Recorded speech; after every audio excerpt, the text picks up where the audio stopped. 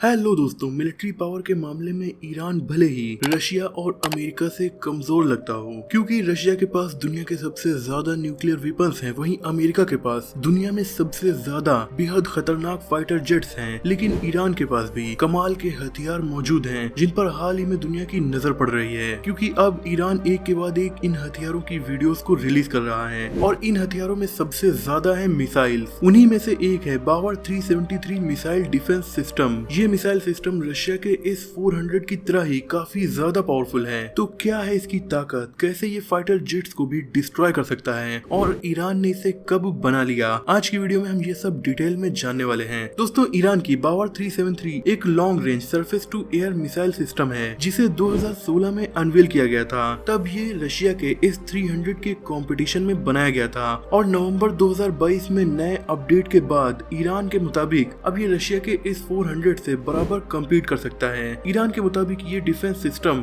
5th generation fighter aircraft जैसे कि F-35 को भी शूट डाउन कर सकता है, जबकि 5th generation fighter aircraft stealth technology पर बने होते हैं और रडार की नजर में बिना आए दुश्मन के इलाकों पर हमला कर सकते हैं। लेकिन इस डिफेंस सिस्टम को इस टेक्नोलॉजी के साथ बनाया गया है कि ऐसे स्टेल्थ फाइटर या स्टेल्थ बॉम्बर को भी ये आसानी से डिटेक्ट कर सकता है। जब इसे 2016 में लॉन्च किया गया था, तब इसकी रेंज 200 से 300 किलोमीटर के बीच थी और अपग्रेड होने के बाद इसकी रेंज 300 प्लस किलोमीटर हो चुकी है। यानी कि 300 किलोमीटर के इलाके में कोई भी बैलिस्टिक मिसाइल फाइटर जेट अगर आ जाए तो ये मिसाइल डिफेंस सिस्टम उसे डिटेक्ट करके डिस्ट्रॉय कर सकता है। इस लिहाज से ये आयरन डोम से भी ज्यादा खतरनाक है। इसके लेटेस्ट वर्जन को जब अनवील किया गया था तो टेस्ट के दौरान इसके रडार ने 400 किलोमीटर से ज्यादा दूर मौजूद टारगेट को डिटेक्ट कर लिया था और फिर उस टारगेट को 300 किलोमीटर से ज्यादा दूरी पर ही डिस्ट्रॉय कर दिया गया।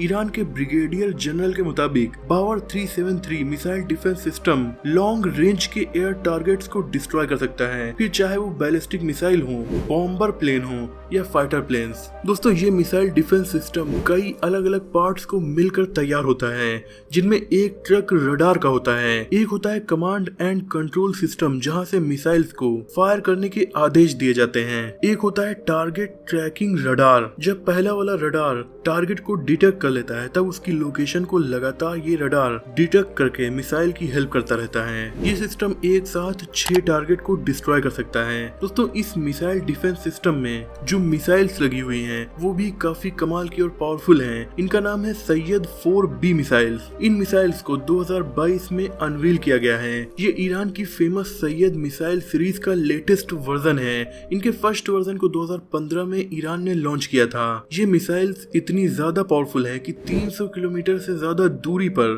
32 किलोमीटर की ऊंचाई पर मौजूद टारगेट को आसानी से डिस्ट्रॉय कर सकती हैं। इस डिफेंस सिस्टम में मौजूद रडार एक साथ 300 टारगेट्स को 450 किलोमीटर की रेंज में डिटेक्ट कर सकता है। वहीं इसका ट्रैकिंग रडार 405 किलोमीटर की रेंज के टारगेट्स को लगातार ट्रैक कर सकता है और मिसाइल्स को लॉन्च होने के बाद रास्ता बताता रहता है। दोस्तों, इस सिस्टम को ईरान ने ये बात ध्यान में रखकर भी बनाया है कि अगर न्यूक्लियर अटैक हो जाए या कोई केमिकल अटैक हो और इलाके में रेडिएशन फैल जाए, फिर भी इसे इजीली ऑपरेट किया जा सकता है। वैसे भी जब वार होते हैं तो वहाँ पर सिचुएशन वर्स्ट से वर्स्ट हो सकती है। यानी दोस्तों, ये डिफेंस सिस्टम कई मायनों में काफी ताकतवर है। और अब न्यूज ये आई है कि ईरान रशिया को ये बावर 373 सिस्टम यूक्रेन वार में इस्तेमाल करने के लिए दे रहा है। पर सवाल ये उठता है कि दुनिया का सबसे ताकतवर डिफेंस सिस्टम रशिया के पास है, जो कि S-400 है। इसके अलावा रशिया के पास S-300 डिफेंस सिस्टम भी मौजूद है, तो फिर वो क्यों ईरान के इस सिस्टम का यूज कर रहा है? दरअसल दोस्तों, वार की वजह से रशिया के हथियारों की कमी पड़ रही है, इसीलिए ईरान ने न सिर्फ बावर 373 डिफेंस सिस्टम वहां पर भेजा है, बल्कि ईरान ने कुछ वक्त पहले रशिया से जो S-300 missile defence system import किया था, वो भी वापस रशिया को भेज दिया है ताकि वो उसका यूज भी खुद कर सके। रिपोर्ट्स के मुताबिक ये डिफेंस सिस्टम रशिया में ईरान इराक के थ्रू स्मगल करवा रहा है। ईरान के पास काफी बड़ा वेपन स्मगलिंग नेटवर्क है, क्योंकि ईरान पर बहुत कड़े प्रतिबंध लगे हुए हैं, इसीलिए वो ओपनली आसानी से हथियारों को ट्रेड नहीं कर सकता, लेकिन वो हमास, लेबनान के हिजबुल्ला जैसे ग्रुप्स और यमन एटसेट्रा जगहों पर छुपकर हथियार लगातार सप्लाई करता रहता है। उसके लिए ईरान के पास काफी बड़ा वीपन स्मगलिंग नेटवर्क मौजूद है। वहीं दूसरी तरफ रशिया बहुत सारे सैंक्शंस की वजह से फाइनेंशियल क्राइसिस को भी झेल रहा है, इसीलिए खुद से हथियार बनाना रशिया को काफी महंगा पड़ता है। वहीं ईरान से हथियार इंपोर्ट करना उनके लिए ज्यादा आसान और सस्ता है। और ईरान दुनिया के उन चुनिंदा देशों में शामिल है जो रशिया को यूक्रेन वार में खुलकर सपोर्ट कर रहा है। उसने यूनाइटेड नेशन में रशिया के यूक्रेन पर हमले के खिलाफ वोटिंग भी नहीं की थी और बाद में यूक्रेन वार के लिए अमेरिका और वेस्ट को ही जिम्मेदार ठहरा दिया था। इतना ही नहीं, ईरान के प्रेसिडेंट ने नाटो के एक्सपेंशन को आजाद देशों की सिक्योरिटी और स्टेबिलिटी के लिए खतरा भी बताया था।